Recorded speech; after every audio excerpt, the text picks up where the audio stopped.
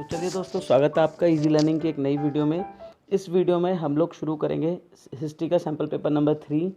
I hope आपको sample paper number 1 और 2 आपने देख लिए होंगे। नहीं देखे तो प्लीज़ प्लेलिस्ट में जाइए 12th क्लास हिस्ट्री में, वहाँ से जाके देख सकते हैं। मेरी रिसेंट वीडियोज़ में आप देख सकते हैं 12th की हिस्ट्री का फर्स्ट सेकेंड सैम्पल पेपर और ज्योग्राफी का फर्स्ट पेपर। अब हम हिस्ट्री का सैम्पल पेपर नंबर 3 शुरू करते हैं। उससे पहले आप सभी से रिक्वेस्ट है कि अगर आप नए हैं चैनल पे तो प्लीज़ चैनल को सब्सक्राइब कर दीजिए, वीडियो को लाइक कीजिए और अपने दोस्तों के साथ ज़रूर शेयर कीजिए।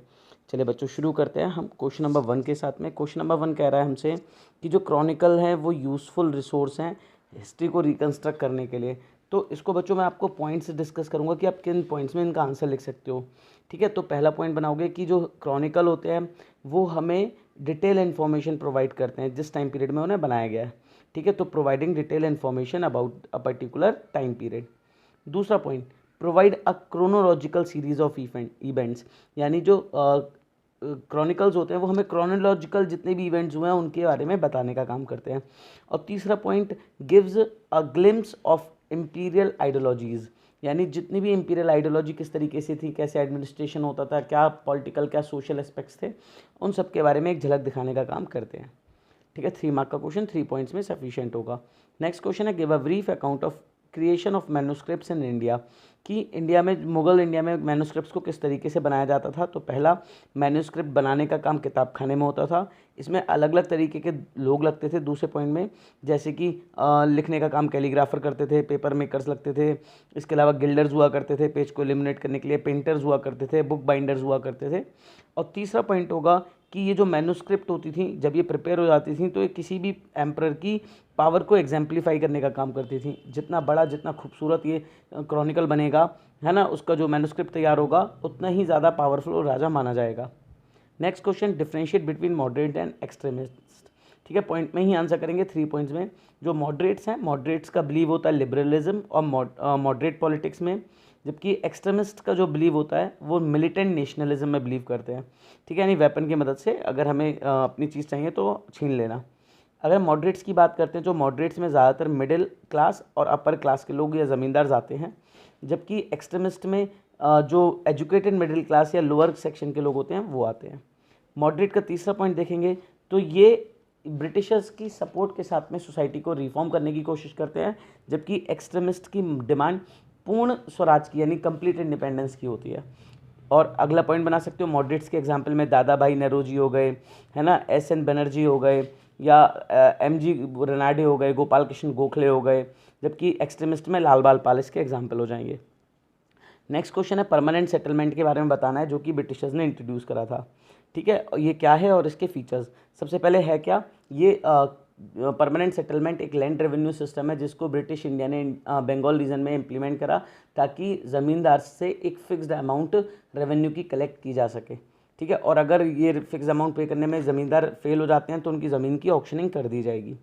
तो ये तो हो गया हमारा परमानेंट सेटलमेंट। इसके फीचर्स की बात करें तो फर्स्ट फीचर ये कि यहाँ पर जो ज़मींदार होते हैं उन्हें हेरिडिटरी ऑनर बना दिया गया था ज़मीन का।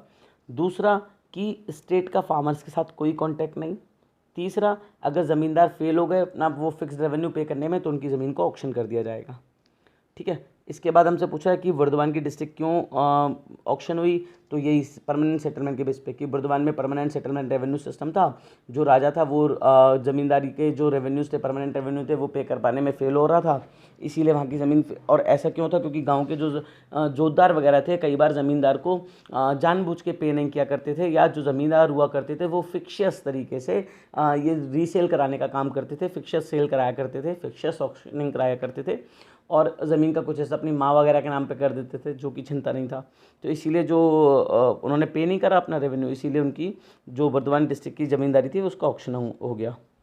ठीक है, नेक्स्ट क्वेश्चन की तरफ बढ़ेंगे। नेक्स्ट क्वेश्चन सेक्शन बी में आएंगे हम। तो 6 मार्क के क्वेश्चन है, लॉन्ग क्वेश्चन है, ज़रा इनका आंसर देखिए, पॉइंट में आंसर को हम करेंगे एक्सप्लेन। शाहमल और मौलवी अहमदुल्ला शाह का क्या रोल था।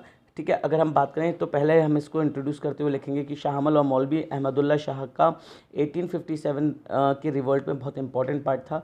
इन्होंने रीजनल लेवल पर 1857 के रिवोल्ट में एक्टिव पार्टिसिपेशन किया था और लोगों को मास मूवमेंट को अट्रैक्ट किया था इस रिवोल्ट की तरफ। ठीक है, अगर हम इसके पॉइंट लिखेंगे तो पहला हम शाहमल के बारे में लिखेंगे। शाहमल में पहला पॉइंट बनाएंगे, लोकल विलेजर थे जिन्होंने फार्मर्स को मोबिलाइज करने का काम किया था 1857 के रिवोल्ट में। दूसरा पॉइंट, इन्होंने 84 विलेजेस के हेडमैन और कल्टीवेटर्स को अपने साथ में जोड़ने की अपील की थी और जोड़ा था अपने साथ में। तीसरा पॉइंट, इनका जो रेबल था वो रेवेलियन में कन्वर्ट हो गया जब इन्होंने सरकारी बिल्डिंग्स पर अटैक किया, रिवर्स के ऊपर बने हुए ब्रिजेस पर अटैक किया। फोर्थ पॉइंट, 1857 के रिवोल्ट में इन्हें मार दिया गया, ठीक है, जो इनकी वहाँ पे अंग्रेज़ों के द्वारा मारे गए। फिर आते हैं मौलवी अहमदुल्ला शाह के पॉइंट पे लिखेंगे। तो पहला पॉइंट लिखेंगे, ये एक, अगर हम देखें तो एजुकेटेड थे हैदराबाद में और एक प्रीचर थे, ठीक है। दूसरा पॉइंट लिखेंगे, इन्होंने भी क्या करा था, बहुत मासेस को मोबिलाइज करके ब्रिटिश के अगेंस्ट में लेकर आए थे 1857 के रिवोल्ट में। अगला लिखेंगे 1856 में ये विलेज टू विलेज जाकर जो रिलीजियस वॉर थे वो ब्रिटिशर्स के अगेंस्ट करवा रहे थे, ठीक है। और उसके बाद लिखेंगे कि इनकी जो पावर और करेज थी, इसकी वजह से इन्हें 1857 के रिवोल्ट के बाद भी जाना जाता है, ठीक है। अगला क्वेश्चन की तरफ बढ़ते हैं, डाइवर्जेंट फोर्सेस। ये क्वेश्चन बच्चों मैं आपको पिछले सैम्पल पेपर में भी करा चुका हूँ, फिर भी मैं इसके हेडिंग्स बता देता हूँ आपको कि किसने हमारे कॉन्स्टिट्यूशन को फोर्स करने का काम करा। तो जैसे कॉन्स्टिट्यूंट असेंबली के मेंबर्स हो गए, उन्होंने करा। दूसरा, अलग अलग तरीके के जो ग्रुप्स थे, इंटरेस्ट ग्रुप्स थे, उनके रिप्रेजेंटेशन ने करा। इसके अलावा जो लीगल एक्सपर्ट्स थे, उनके जो व्यूज़ थे, लोगों की क्या सोच थी या विल्स क्या थी लोगों की, जो लोगों ने पार्टिसिपेट करा था रिवोल्ट वगैरह में, उनके अकॉर्डिंग कॉन्स्टिट्यूशन को लिखा गया। हमारे देश में लिंग्विस्टिक और रिलीजियस जो माइनॉरिटीज़ हैं, उनके बेसिस पर हमारे संविधान को लिखा गया। हमारे यहाँ पर जो इकोनॉमिक माइनॉरिटीज़ हैं, उनके बेसिस पर संविधान को शेप दी गई, ठीक है। नेक्स्ट क्वेश्चन है कि लैंग्वेज के बेसिस पे अलग अलग जो डिबेट्स हुई उसके बारे में लिखना है।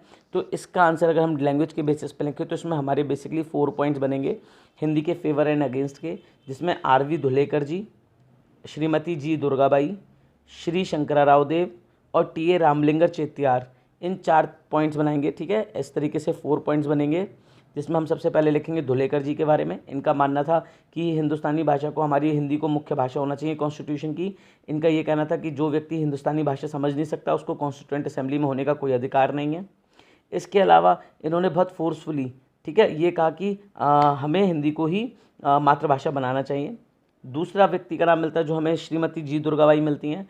इनके पॉइंट में लिखेंगे कि इन्होंने क्या कहा, इन्होंने कहा कि जिस तरीके से हिंदी को फोर्सफुली इम्प्लीमेंट किया जा रहा है, इसकी वजह से जो कंपोजिट कल्चर है उसमें बहुत सारी अलग अलग लैंग्वेज के लोग अपने आप को मार्जिनलाइज मानेंगे या उनके अंदर एंजाइटी और डर की भावना बनी रहेगी, जिससे हम कभी भी यूनाइटेड इंडिया नहीं बना पाएंगे।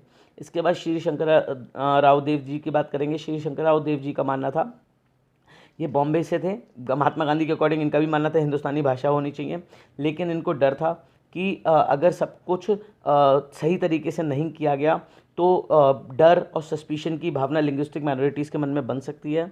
और लास्ट ये रामलिंगन चेतियार, इनका मानना था कि जो कुछ भी किया जाए वो बहुत सोच समझ के किया जाए। अगर म्यूचुअल एडजस्टमेंट नहीं रखे गए और बिना किसी क्वेश्चन के चीज़ों को लोगों के ऊपर थोप दिया गया तो इससे भी हमारे देश में यूनिटी नहीं आ पाएगी, ठीक है। तो इस तरीके से अगर हम बात करें तो कॉन्स्टिट्यूएंट असेंबली में लैंग्वेज के बेस पे डिबेट हुए। अब महात्मा गांधी ने किस तरीके से इंडियन नेशनल मूवमेंट्स को मास मूवमेंट में कन्वर्ट करा, इसके बारे में बताते हैं। तो गांधी जी के बारे में रिलेटेड पॉइंट्स बताऊंगा मैं आपको, आप आंसर खुद से लिखने की कोशिश कीजिएगा। गांधी जी ने एक सिंपल वे ऑफ लिविंग अपनाई, ठीक है, ये हो गया पहला point. Gandhi ji popularise the simple way of living. अंदर आप कैसे लिखोगे, आप इस तरीके से लिखोगे कि गांधी जी की जो वेशभूषा थी वो इस तरीके की थी, लोग उन्हें अपना नेता मानते थे, ठीक है। लोगों का मानना था कि गांधी जी उनके जैसे कपड़े पहनते हैं, ठीक है, इसलिए गांधी जी से लोग ज़्यादा आसानी से जुड़ जाते थे। दूसरा पॉइंट होगा यूज़ ऑफ चरखा टू ब्रेक सोशल कस्टम्स।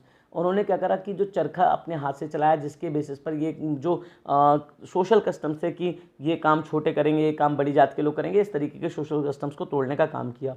अगला पॉइंट होगा cleaning toilets for the upbringing of Dalits. उन्होंने अपने घर की टॉयलेट साफ़ करी ताकि जो दलित्स हैं उनकी अपब्रिंगिंग की जा सके, उनको भी समाज में एक बहुत बड़ा हिस्सा दिया जाए, जिसमें गांधी जी ने ये दर्शाने की कोशिश करी कि कोई भी काम छोटा नहीं होता।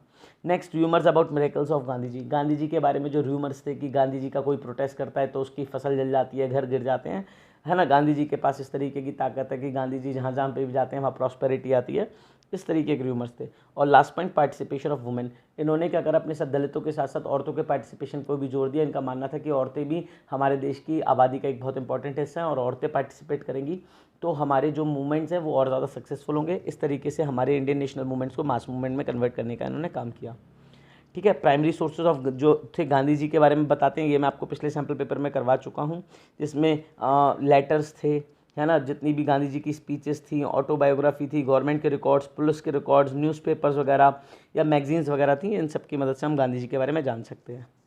ठीक है, मैं आपको बच्चों सोर्स बेस्ड क्वेश्चन दिखा रहा हूँ, आप स्क्रीनशॉट ले लीजिए, सोर्स बेस्ड क्वेश्चन को खुद से करने का ट्राई कीजिएगा।